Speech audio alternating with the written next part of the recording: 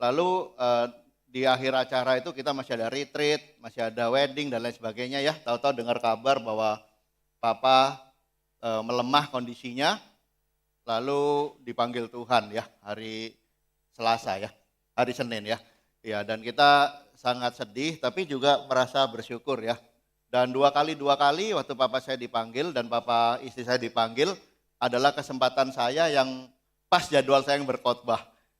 Ya, banyak yang bilang, bro diganti aja bro, udah perjalanan panjang ya, gak bisa tidur, jagain papa juga ya, kemarin juga di rumah duka.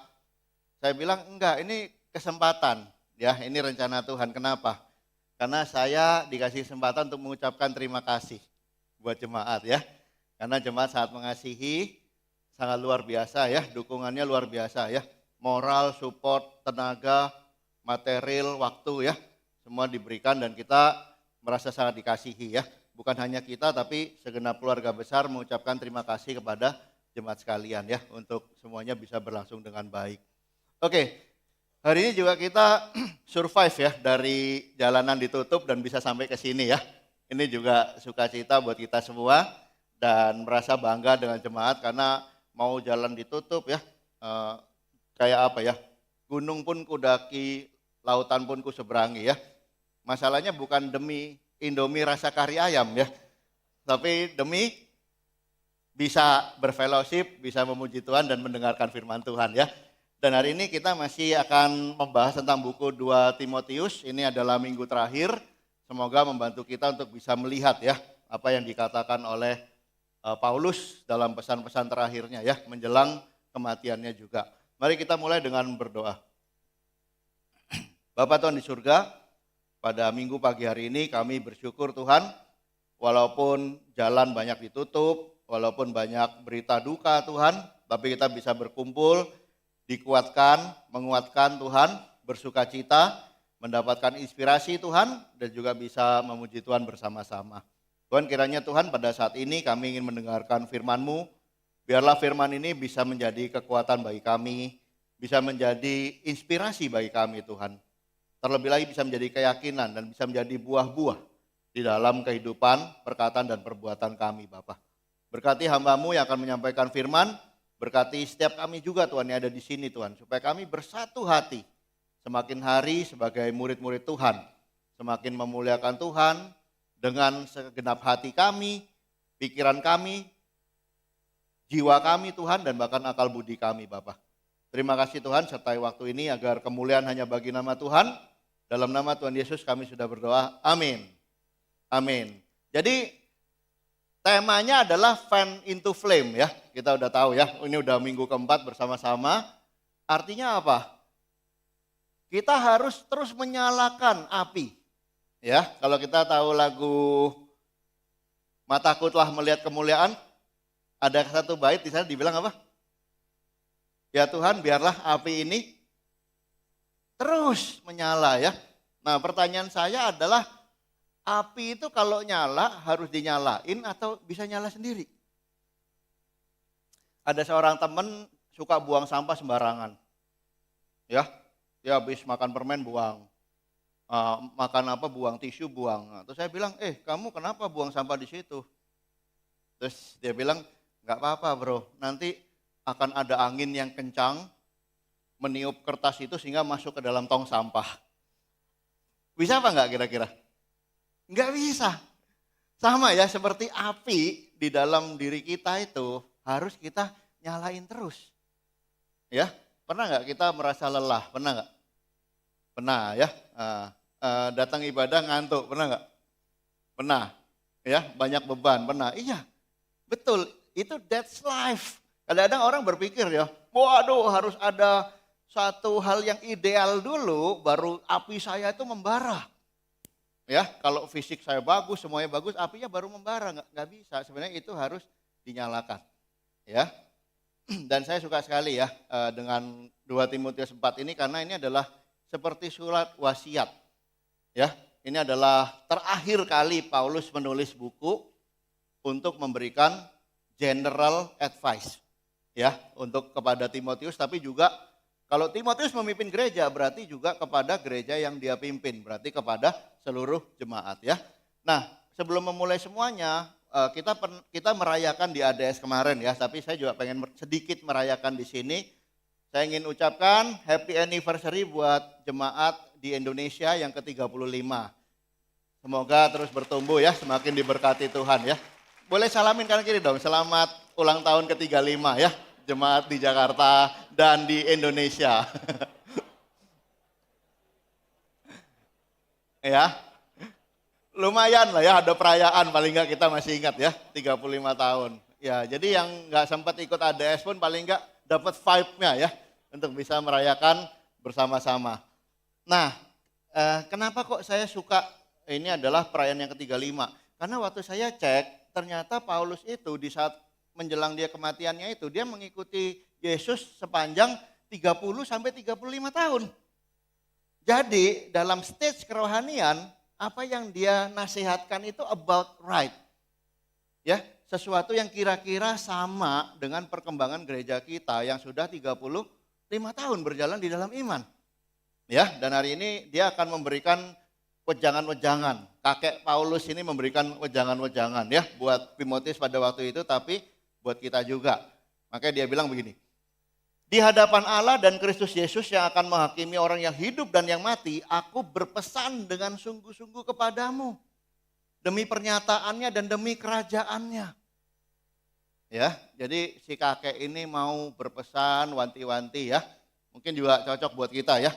Di usia jemaat yang ke-35 ini aku ingin berpesan kepada kita semua. Ya, pesannya apa? Rahasia. Enggak ya? Oke, ini kita akan buka semuanya ada di buku 2 Timotius. Oke, hari ini pesannya adalah supaya jemaat tetap berfungsi.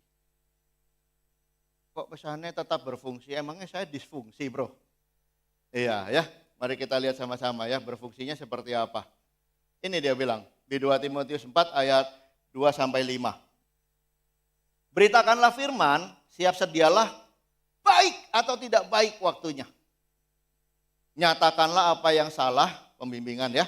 Tegurlah dan nasihatilah dengan segala amarah dan frustasi. Betul? Bukan ya. Dia bilang kesabaran dan pengajaran. Artinya mungkin orang butuh waktu untuk bertumbuh. Kita mesti ngerti kondisi seseorang. Tapi tetap kita bantu mereka bertumbuh. Kita ajar mereka, kita inspire mereka, kita berikan contoh. Kenapa? Karena akan datang waktunya orang tidak dapat lagi menerima ajaran sehat. Mereka lebih dengerin TikTok daripada firman Tuhan. Wih, langsung pada lihat ini buku tahun berapa ini? Wes ya, ternyata semuanya jadi. Tetapi mereka akan mengumpulkan guru-guru menurut kehendaknya. Lihat tuh, bisa lewat TikTok, bisa lewat YouTube ya, bisa lewat macam-macam. Untuk yang enak didengar sama telinga. Akhirnya pembimbing yang bicara kebenaran itu dijauhin. Ya, pembimbing yang memberikan nasihat dengan benar sesuai firman Tuhan dijauhin. Loh, jangan dong. Kenapa? Tuhan udah bilang hati-hati. Ya, siap atau tidak baik waktunya, kamu harus beritakan firman. Apalagi dalam memberitakan firman itu kita perlu menguasai diri dalam segala hal, jangan gampang emosi, brother sister ya. Apalagi dalam memberitakan firman sabarlah menderita. Aduh bro, gue ngajar Alkitab duit gue habis bro. Betul, sabarlah menderita. Waktu saya habis bro, yes.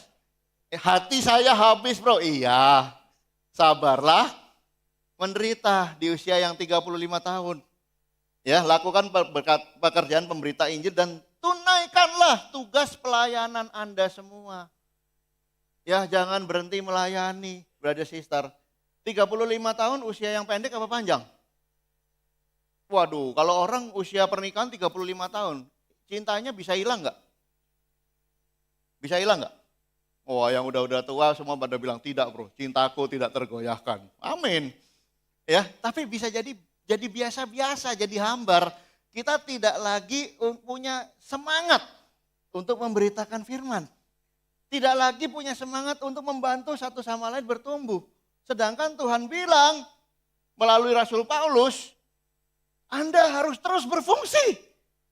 Sebagai jemaat, maksudnya apa? Memberikan pengaruh. Beritakanlah firman, baik atau tidak baik waktunya. Amin semuanya. Ini saya sangat suka ya, perumpamaan ini seperti yang Yesus katakan. Jadilah asin.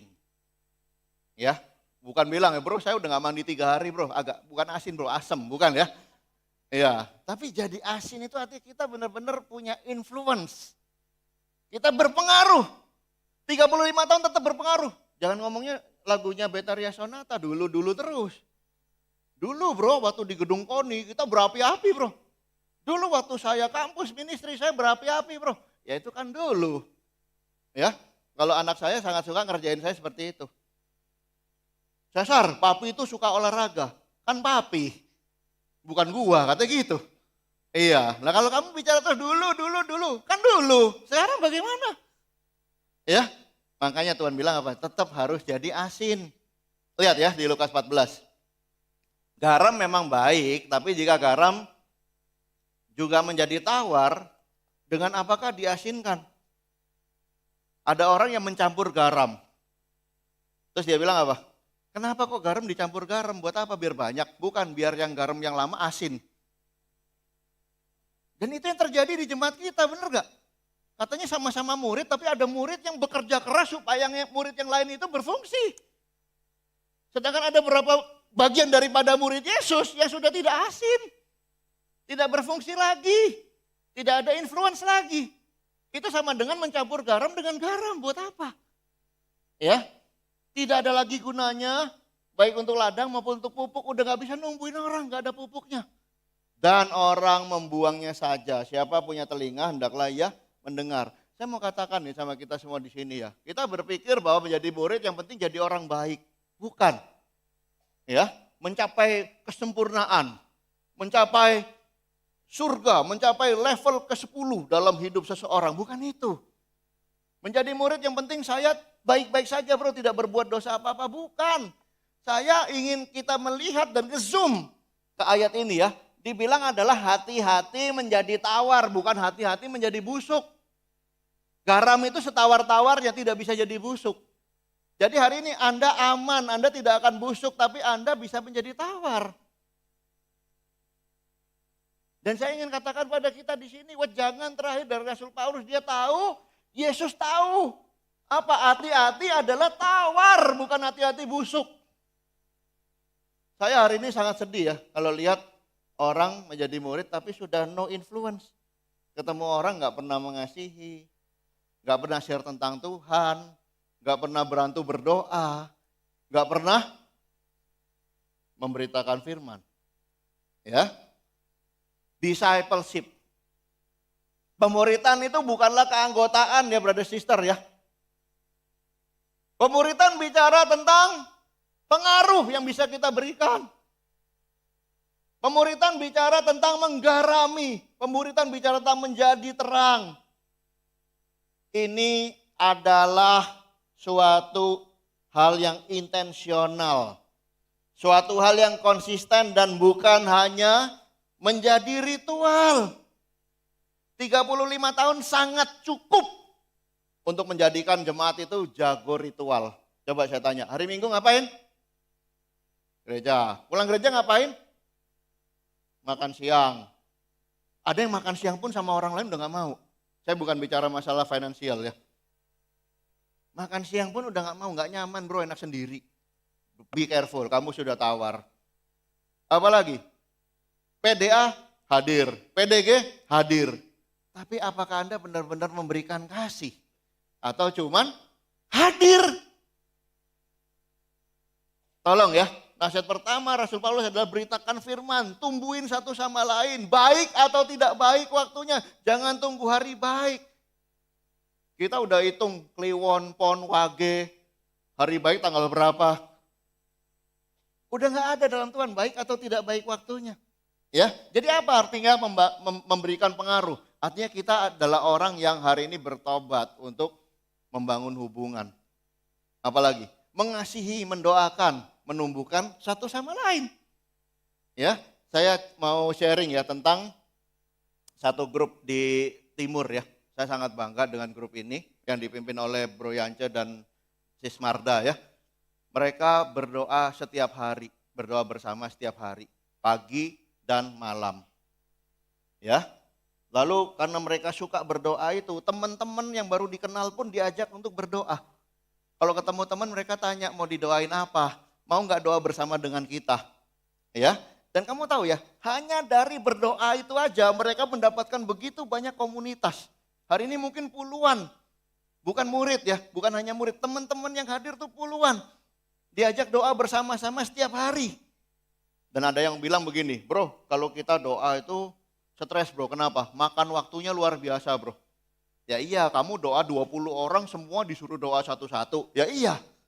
Saya tanya sama dia, gimana bisa doa tiap hari pagi dan malam? Gampang bro, doanya cuma 15 menit aja. Yang doa setiap kali kumpul cuma satu orang. Loh kok cuma satu orang, yang lain gak kebagian dong? Gak apa-apa bro, masih ada malam, masih ada besok, masih ada waktu-waktu yang lain. Dan mereka konsisten mendoakan satu sama lain.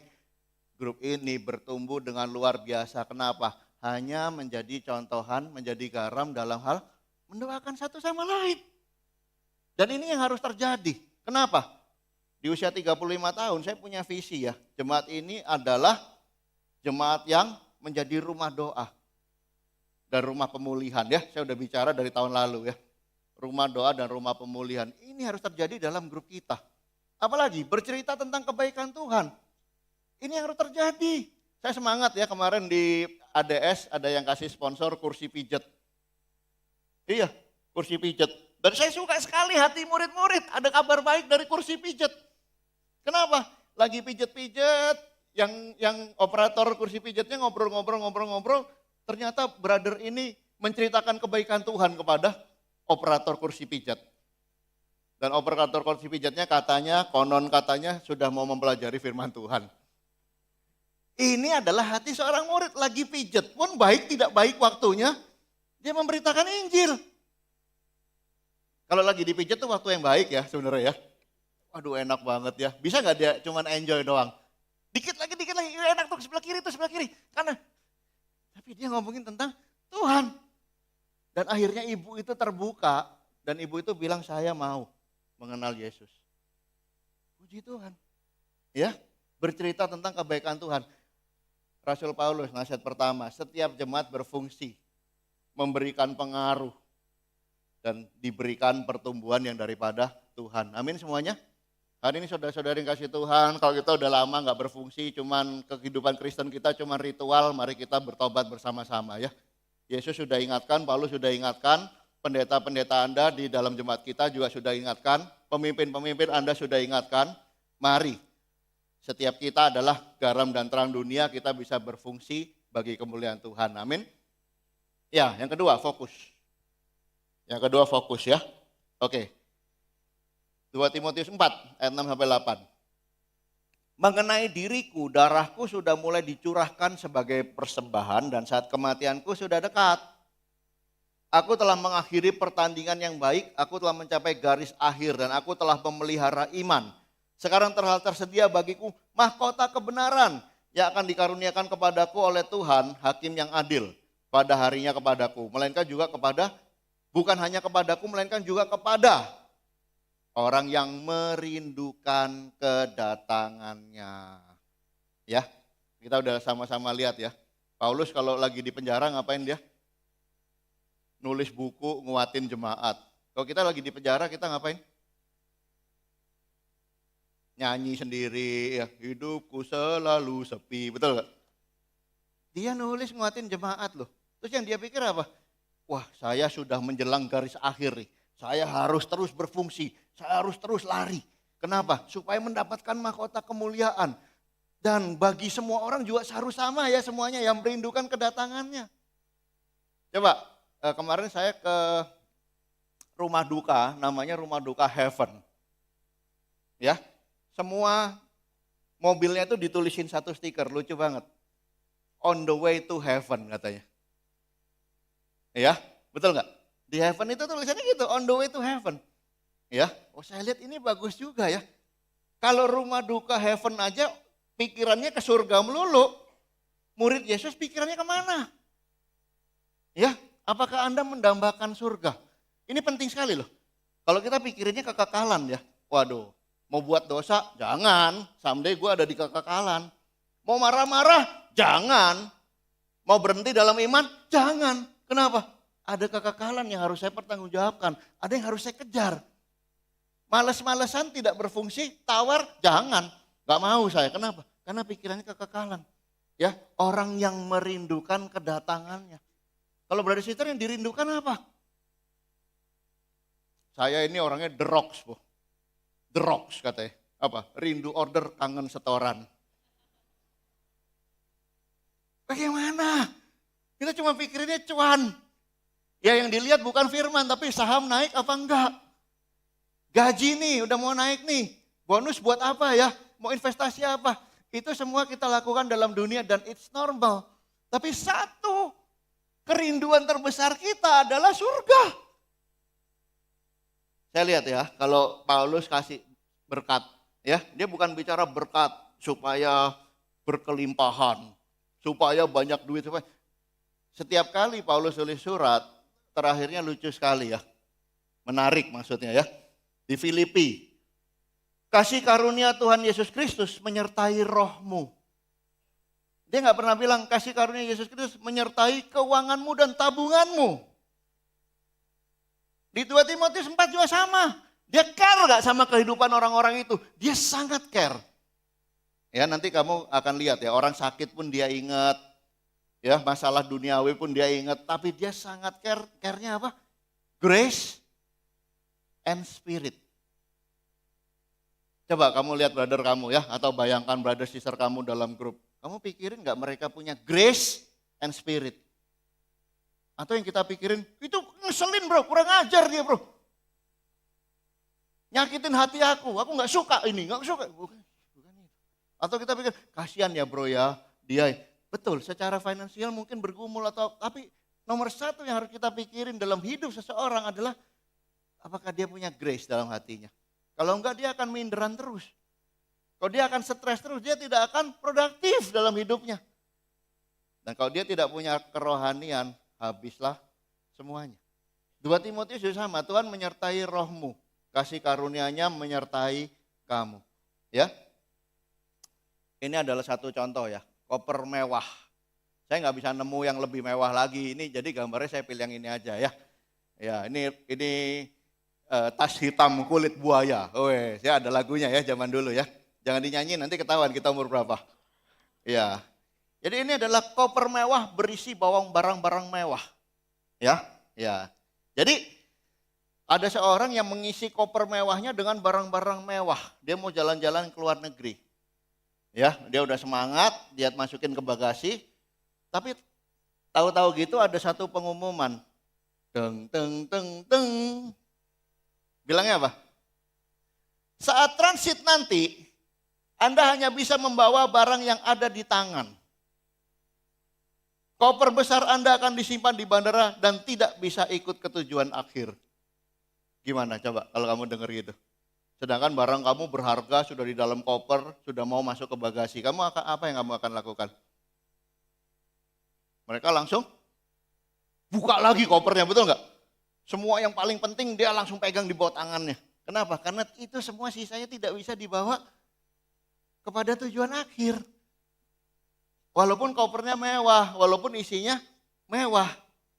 Nggak ada yang biru, nggak ada yang kuning ya. Semuanya mewah, merah maksudnya ya. Waduh, ini joke bapak-bapak soalnya. Nah, dia bilang 3 hal utama yang harus saya pegang adalah pertama, ingat pengharapan akan surga yang abadi.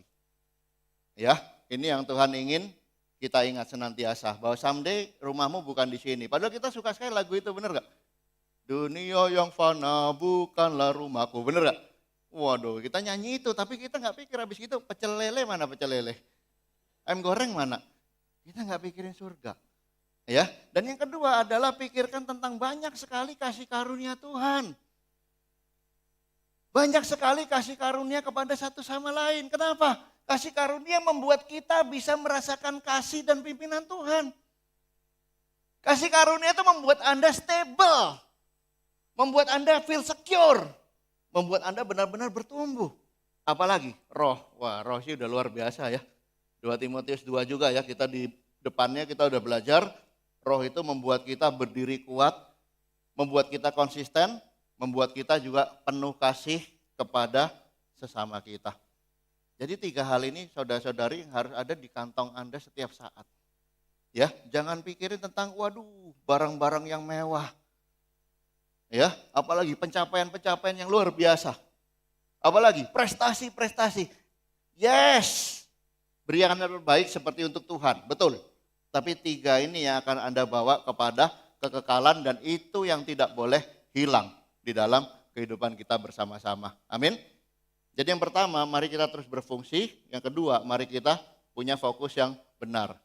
Yang ketiga adalah tentang faithfulness ya, kesetiaan kita. Ini adalah nasihat ketiga dari Rasul Paulus. Berusahalah supaya segera datang kepadaku, karena Demas telah mencintai dunia ini dan meninggalkan aku. Ia telah berangkat ke Tesalonika. Kreskes telah pergi ke Galatia dan Titus ke Dalmatia. Ya, jadi kasihan banget ya Paulus ya. Di akhir hidupnya anak bimbingannya salah satu yang paling kuat, yang paling semangat sudah meninggalkan bukan hanya Paulus tapi meninggalkan pelayanan, bahkan meninggalkan kerajaan Tuhan. Kenapa? Karena dia mencintai dunia. Ini ada 2 bagian ya. Pertama, Demas meninggalkan dia karena sesuatu yang buruk. Ya, tapi kalau Kreskes dan Titus itu karena mereka penginjilan. Ya, tapi Paulus merasa ditinggalkan oleh keduanya, makanya disatukan di dalam satu ayat. Tapi saya mau kita lihat ya. Siapa sih Demas itu? Demas itu pernah menjadi orang inti di dalam pelayanannya Paulus. Ya, kalau kamu lihat surah-surah sebelumnya, Demas itu adalah orang yang ikut menulis bersama Paulus. Bayangin. Ya, jadi waktu Paulus menulis surat itu Demas ada di situ. Lukas ada di situ. Jadi ini adalah tim inti. Ya, bahkan mungkin dia memberikan pemikiran-pemikirannya juga untuk tulisan-tulisannya Paulus. Kita bisa lihat dari mana? Dari Kolose. Salam kepadamu dari tabib Lukas yang kekasih dan dari Demas. Filemon, salam kepadamu dari Epafras. Epafras kita tahu ya, pelayan Tuhan yang luar biasa. Temanku sepenjara karena Kristus Yesus. Dari Markus, Aristarkus dan dari siapa? Demas. Dan dari siapa? Lukas. Gile, ini dia among the top leader. Ya, yang melayani dengan sangat luar biasa bersama-sama dengan Paulus. Tapi apa yang terjadi?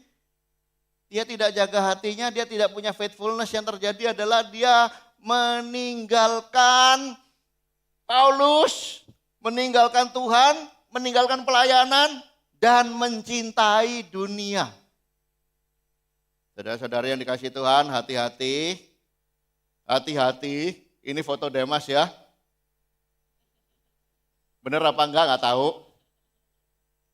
Tapi dia bilang, saya cari benar-benar ya. Apa sih arti mencintai dunia dari kacamata orang Yahudi? Ya, dari kacamata penulis-penulis Alkitab pada masa itu. Ini memang tidak tertulis tapi ini pengertian yang kita bisa dapat dan simpulkan ya. Dia bilang pengertian mencintai dunia itu hidupnya sudah mulai nyaman. Gak usah misi lagi. Gak usah bertumbuh lagi, yang penting nyaman, enak, aman, tenang. Apalagi saya sudah tidak mau lagi memberi dan berkorban, gak mau. Pokoknya ya kalau diminta untuk apa-apa jawabannya cuma satu, enggak. Makanya kita sebagai pemimpin harus kreatif ya, kita nanyanya apakah Anda tidak mau melayani? Enggak, berarti mau ya kan. Tapi ini hati-hati loh. Apalagi? Mungkin kita hanya melayani tapi goalnya beda. Goalnya adalah untuk popularitas, untuk status, bahkan untuk penerimaan manusia. Itu Anda sudah walaupun di gereja, Anda sudah mencintai dunia. Ya, saya paling takut ya. Menjadi pemimpin, menjadi pengkhotbah, pembicara, ketua ini. Tiap hari saya harus berlutut sama Tuhan. Tuhan, kemuliaan hanya bagi Tuhan. Ya, saya bukan siapa-siapa. Tim saya selalu ingetin mereka. Bro, kemuliaan hanya buat Tuhan. Ya, Anda adalah garam dan terang dunia. Kalau Tuhan kasih kemuliaan, kasih kebisaan, kasih talenta, kasih karunia, amin. Gunakan itu maksimal, punya hati semakin menghamba. Ya, apalagi keinginan cinta dunia itu artinya keinginan daging dan hawa nafsu. Menghindari penderitaan karena iman, ya. Saya nggak usah jelaskan ini, Anda tahu semua ini. Tapi be careful ya. Saudara-saudari kasih Tuhan, kalau kita boleh jujur, ambil waktu dan kita ambil checklist. Ini virus ya, berapa yang sudah masuk ke dalam hati kita. That's why kita nggak bisa berfungsi lagi. That's why kita tidak punya fokus yang benar lagi. Why? Karena kita tidak punya faithfulness. Ya, kita tidak punya kesetiaan kepada Tuhan dan itu dimakannya pelan-pelan. Jangan berpikir ya Anda masih di dalam gereja, berarti Anda tidak punya cinta kepada dunia. Jangan berpikir itu. Ya, kakek Paulus hari ini ngingetin kita ya, you have to have faithfulness. Amin semuanya. Mari kita benar-benar menjadi pelayan-pelayan Tuhan yang setia ya. Melayani dengan setia. Hasil kita nggak tahu, tapi kita punya hati, kita punya sikap, kita punya fokus, tujuan yang jelas, kita mau setia menjadi pelayan-pelayan Tuhan. Dan terakhir ditutup dengan fellowship ya. Fellowship ini dia tidak bicara, tapi dia menggambarkan bagaimana pentingnya hubungan di dalam melayani Tuhan sampai akhir hidupnya. Ini agak panjang ya, kita baca sama-sama. Hanya Lukas yang tinggal dengan aku. Aduh, kasihan banget ya. Cuman berdua. Ya, makanya dia bilang apa? Jemputlah Markus. Dulu ingat nggak Paulus pernah berantem sama Markus? Ya, tapi setelah dia tua dan lihat pertumbuhannya Markus, dia sangat sayang, semangat sama Markus. Jadi dia bilang apa? Bawa Markus ke sini karena pelayanannya penting. Ya, baik menjadi sahabat, baik mengurus rumah tangganya, baik sebagai pelayan Tuhan bersama-sama. Kenapa? Dia ngomong kehilangannya lagi. Tikikus telah kukirim ke Efesus. Ya, dan dia membuka titipan kilat. Tiki ya. Bukan, dia sudah melayani Tuhan di sana. Udah dia bilang ke Timotius, ini lucu ya. Makanya Paulus itu sangat detail, sangat personal ya. Dan orang-orangnya tahu loh pakaian-pakaian Paulus ya. Jika engkau kemari bawa juga jubah yang kutinggalkan di Troas. Terus Timotius nanya, yang mana bro? Yang Nike apa yang Adidas? Tahu dia. Bener ya, jadi waktu dia beli jubah itu, dia tunjukin loh. Terus mereka ngomong-ngomong, wih bahannya bagus ya. Jadi makanya waktu dia ngomong gini doang, si Timotius itu tahu jubahnya yang mana. Kesayangan dia yang mana. Ya dan juga kitab-kitabku terutama perkamen yang itu loh. Cuman gitu doang. Kayak di Sumatera Utara. Buku yang apa itu bawa? Udah tahu, saling mengerti. Wah, sangat dekat. Ya hari ini tolong jangan jadi brother sister yang cuman ketemu di gereja, ketemu di PDA, ya. Kita jadi shallow ya, nyanyi bergandengan tangan dalam kasih, kau saudaraku, kau, tapi nggak kenal. Mengapa saya join menjadi seorang murid Yesus? Karena saya lihat dalam. Dulu saya ada di lingkungan yang religius, yang tidak kenal siapa-siapa, nggak tahu hatinya. Hari ini saya berusaha, dari grup mana sis? Dari grup mana bro? Pergumulanmu apa? Kapan kamu jadi murid Yesus? Apa yang membuat kamu tertarik sama Tuhan? Pergumulanmu bagaimana sekarang? Pertumbuhanmu apa? Kekuatanmu dalam ministry? Saya pengen kenal orang. Setengah mati sebisa saya. Tolong kita personal ya di sini ya. Jangan semakin, ini percaya sama saya, gereja semakin gede. Jemaah semakin banyak. Ya ada kabar baik. Multimedia kita udah reach out 3,5 juta orang tiap bulan. Iya. Dan banyak orang yang datang tanpa diundang. Pulang tidak diantar. Bukan ya? Orang datang tidak diundang. Hari ini kenapa semakin menyebar dan percayalah kalau cuma bicara jumlah kita akan semakin banyak terus. Tapi yang ngeri itu hati. Makanya Paulus wanti-wanti itu pelayanan sangat flourish loh. Terkenal sekali walaupun dianiaya pada waktu itu. Ya, tapi hatinya hati-hati. Apalagi dia juga bisa curhat kepada anak-anak bimbingannya. Dia ngomongin tentang siapa? Alexander yang mimpin di teens itu. Tukang tembaga itu ya, bukan yang teens ya, beda ya. Telah berbuat banyak kejahatan. Waduh, dia sambat dia ya. Ya, Tuhan akan membalasnya menurut perbuatannya. Kamu juga hati-hati loh sama dia. Kenapa? Dia tuh menentang ajaran kita. Nah, terus dia bisa sharing juga sama teman-teman setianya ya. Pada waktu pembelaanku yang pertama tidak seorang pun membantu aku. Semuanya meninggalkan aku. Tapi kiranya hal itu jangan ditanggung atas mereka. Ini kualitas rohani yang sangat luar biasa ya. Nah, bukan bilangnya apa? Mana? Katanya kasih. Saya di penjara nggak ada satupun yang nolong. Nggak ada. Dia bilang apa? Tuhan jangan timpakan kepada mereka. Ya, tetapi Tuhan telah mendampingi aku dan menguatkan aku supaya dengan perantaraanku Injil diberitakan dengan sepenuhnya. Dan semua orang bukan Yahudi mendengarkannya. Dengan demikian aku lepas dari mulut singa. Dan Tuhan akan melepaskan aku dari setiap usaha yang jahat. Dia akan menyelamatkan aku sehingga aku masuk ke dalam, sekali lagi fokusnya apa? Kerajaan surga. Baginya lah kemuliaan sampai selama-lamanya. Amin. Dia bukan bilang apa? Asik, aku lepas dari penjara 2 tahun lagi, ini bisnisku udah mulai jalan nih. Ya, gue akan bertumbuh dalam, bukan itu yang dia pikirin. Dia pikir apa? Aku akan masuk dalam kerajaannya. Padahal dia punya bisnis gak? Punya, bisnis membangun tenda. Ya, dia jualan tenda, dia punya bisnis. Keuangannya Paulus itu dilihatnya lumayan. Ya, banyak sumbangan juga dan lain sebagainya. Tapi dia gak pikirin itu. Dia fokusnya adalah saya bisa masuk kerajaan yang mulia selama-lamanya. Dan saya mau kita lihat ya tentang bagaimana dia bisa punya hubungan dengan banyak orang yang lain lagi. Ya, dia bilang salam kepada Priska, ini Priskila ya, dan Aquila. Manggilnya pun udah kata-kata sayang ya, bukan Priskila lagi tapi Priska. Dan kepada keluarga Onesiforus. Erastus yang tinggal di Korintus. Trofimus, ku tinggalkan. Tuh, dia tahu posisinya. Orang ini waktu saya tinggalin dalam kondisi sakit. Ya, di Miletus. Berusahalah kemari sebelum musim dingin. Salam dari Ebulus. Dan Pudes, dan Linus, dan Claudia. Dan semua saudara. Tuhan menyertai sekali lagi apa? Rohmu. Kasih karunia-Nya menyertai kamu. Luar biasa. Saudara-saudari kasih Tuhan, tolong kita bisa kembangkan fellowship kita ya. Temukan teman-teman akrab di dalam jemaat. Terlebih lagi, temukan partner-partner pertumbuhan di dalam jemaat. Ya, saya kalau ketemu satu orang ya, bro temanmu siapa bro? Dia cuma nyanyi doang.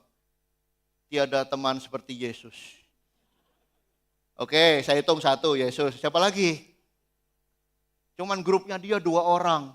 Berapa tahun jadi murid? 15 tahun. Cuman kenal 3, Yesus dan 2 orang grupnya. Kasihan banget. Begitu berantem sama 2 grupnya dia hilang imannya. Meninggalkan jemaat. Hari ini saudara-saudari kembangkan persahabatan yang sangat personal satu sama lain. Jangan trauma ya. Orang punya kelemahan, punya apa, kita beresin satu sama lain. Kita kuatkan satu sama lain ya. Tapi ini adalah kind of friendship yang harus kita miliki ya.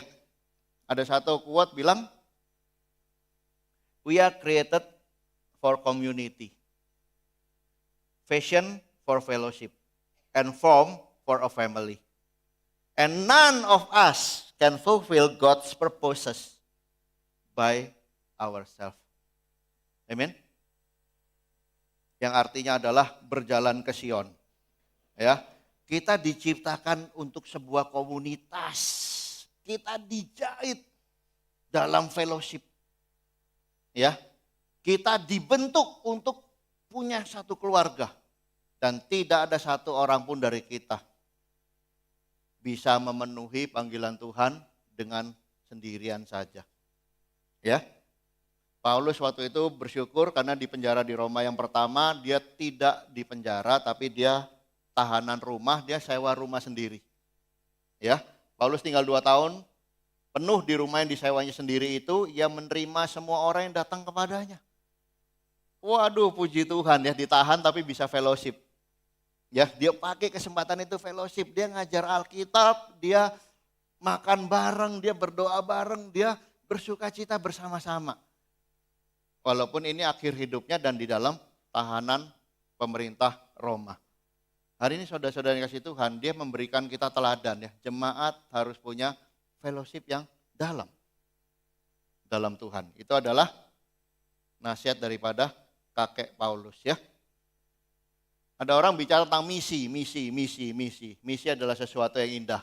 Tapi misi tanpa fellowship hanya jadi sesuatu yang legalistik. Cuma datang tanpa nyawa. Misi tanpa fellowship, ketika ada keberhasilan kita akan punya tendensi memuliakan diri kita sendiri. Kita akan fokus pencapaian. Waktu kita gagal apa yang terjadi? Cepat merasa lelah. Merasa kesepian, kesendirian. Merasakan banyak emosi, banyak kepahitan, banyak beban. Itu adalah ketika kita punya misi tanpa fellowship. Siapa merasa seperti itu? Jangan ngerem.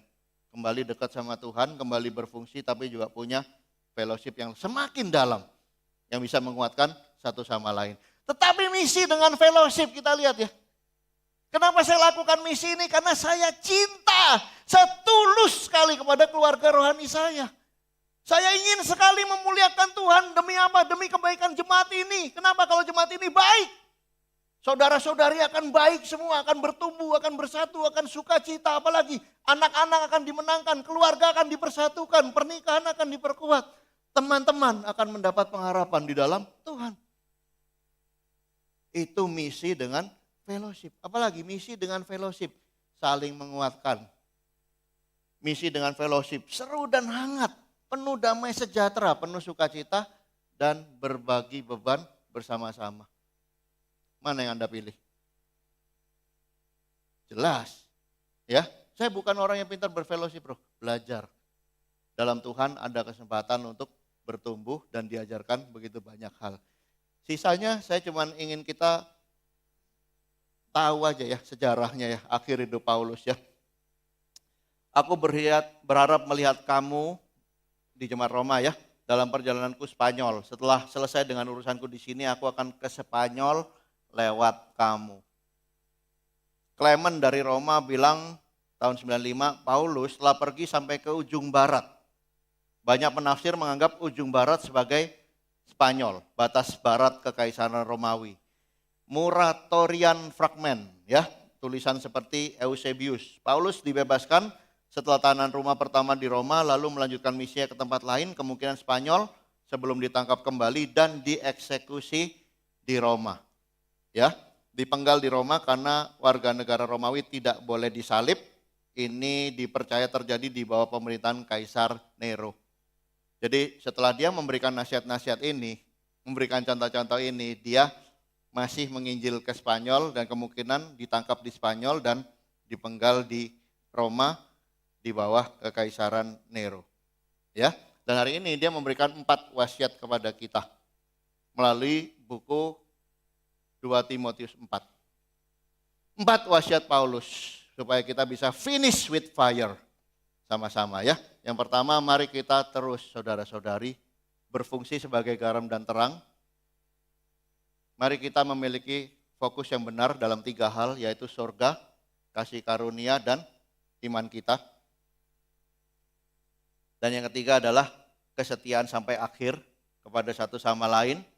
Dan yang keempat, mari kita bangun persaudaraan dalam jemaat dan di dalam ministry Tuhan sebagai keluarga rohani di dalam Tuhan. Amin semuanya.